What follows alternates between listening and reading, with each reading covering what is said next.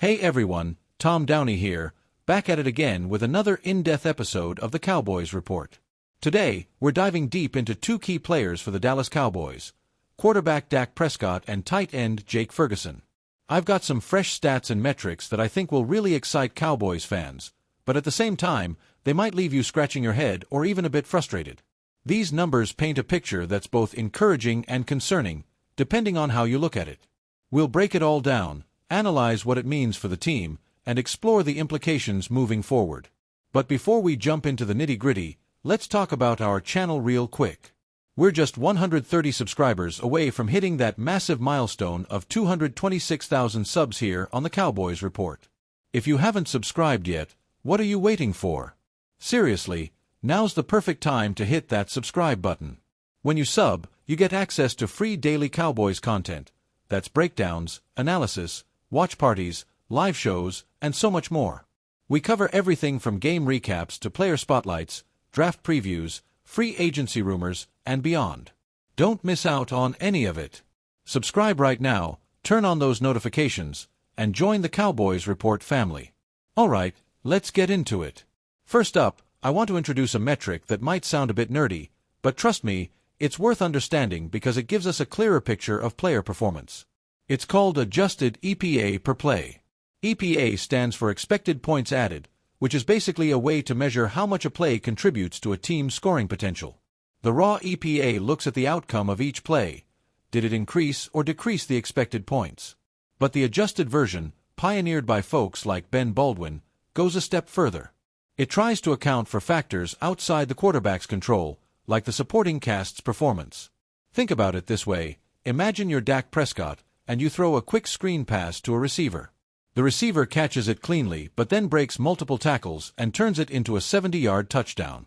In raw EPA, that play looks amazing for Dak because the team scores big. But really, most of the credit should go to the receiver for the yards after catch, YAC. On the flip side, suppose Dak drops a perfect dime to a wide-open receiver in the red zone, but the ball bounces off the receiver's hands and gets intercepted. Raw EPA dings Dak hard for that turnover, even though it wasn't his fault.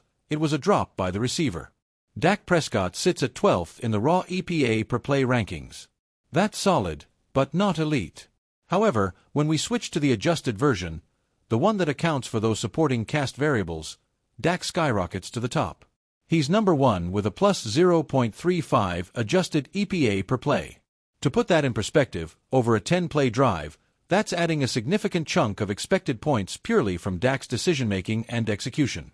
Sam Darnold is right behind him, tied in some metrics, followed by Goff, Jackson, and yes, even Jones again. What does this tell us?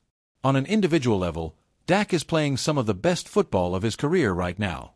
It's not just this one metric backing it up, the eye test confirms it too. If you've been watching the games, you've seen him making tight window throws under pressure. According to Pro Football Focus, PFF, Dak is second in overall quarterback grade this season, just behind Sam Darnold. He was actually trailing Matthew Stafford after Week 2, but after Week 3, those rankings flipped. Dak's PFF grade reflects his accuracy, decision-making, and big-time plays. Speaking of big-time throws, those are the high-difficulty passes into tight coverage or downfield that require pinpoint accuracy. Dak leads the league with more than anyone else by a margin of 3.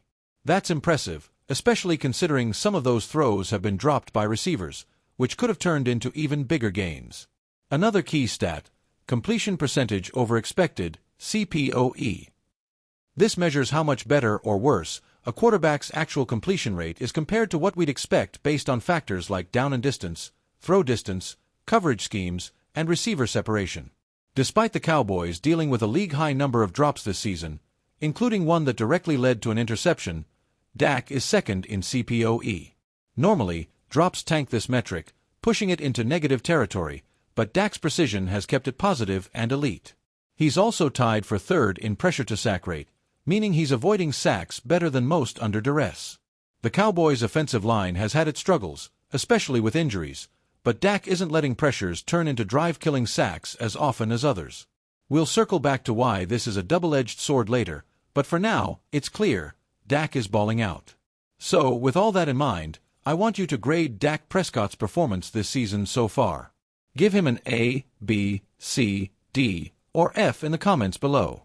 Be honest, factor in the stats, the eye test, and the team's results. What do you think?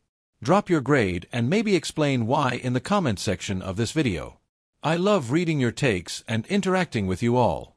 Now, here's where the excitement turns into concern. The flip side of Dak playing at such a high level is that the Cowboys are still sitting at 1-2 with a dismal point differential.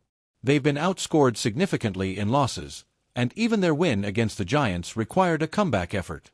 The defense has been atrocious, ranking near the bottom in yards allowed, points allowed, and third down conversions.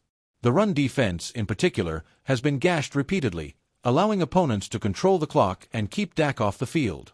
The offense isn't without blame either. Drops have plagued the receivers, the running game has been inconsistent despite some bright spots, and now injuries are piling up. CeeDee Lamb, the number 1 wide receiver, is sidelined, and 2 starters on the offensive line are out. This puts even more pressure on Dak to be Superman every game. The problem is, no quarterback, not even the greats like Mahomes or Brady in their prime, can sustain top 5 play week in and week out without support. It's not sustainable.